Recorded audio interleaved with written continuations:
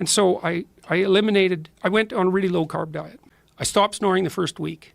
I stopped snoring, which was a great relief to Tammy. I started waking up in the mornings. I'd never been able to wake up in the mornings my whole life. And so all of a sudden I woke up and it was like, oh, look at that. I'm awake in the morning and I'm clear-headed. And I lost 7 pounds the first month. And I'd already gone for a whole year on a sugar-free diet and I didn't lose any weight. 7 pounds. Well, then I lost 7 pounds the next month. Then I lost 7 pounds the next month. I lost 7 pounds every month for 7 months. And my psoriasis disappeared.